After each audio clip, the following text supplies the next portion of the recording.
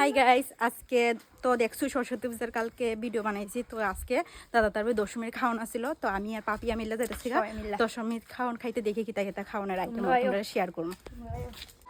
কি দেখো আজকে তোমরা দশমী নাকি তাই নিমন্ত্রণ করো সবরে।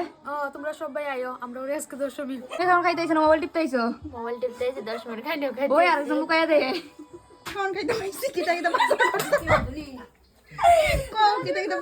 ডাল আলু ভাজা মাছ মাংস করছো নিকো, মাছ মাংস তো খাওয়া না বলে বলে দেখা যাবে।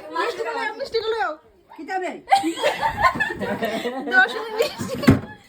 দশমীর মিষ্টি দাও দাও, দশমীর মিষ্টি দাও।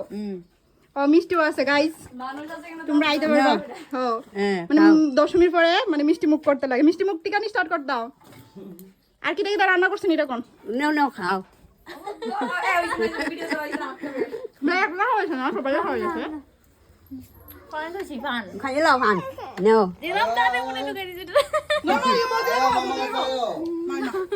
মার কাছে যাও না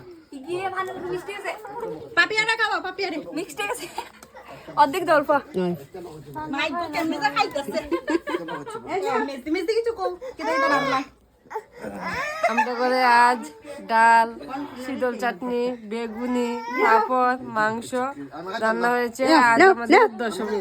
সবাই আইতো নি, একজন সারাক্ষণ কান্তি থাকে এই কান্দা স্টাইলটা কেমন, কান্দা স্টাইলটা এমন নেই, কান্দা স্টাইলটা এমন। এই মারে সারা কিছু বুঝে না, শুধু মামা না মামা, মা ডাক দো, মা ডাক দো, ডাক দো। এটা কান্না স্টাইল, এর কান্না স্টাইল নিটা। হ্যাঁ, তারপরে আমরা খাইতে বয়ে গেছে গা, ডাল ভাজা, শুটকি চাটনি, তারপর আসলো মাংস, পাপড়, শশা, সবকিছু আছে। আমরা বাড়ি আইসো, কষ্ট করে খাইও, বুঝছো? লজ্জা করো না, যা যা লাগে লইয়া খাইও।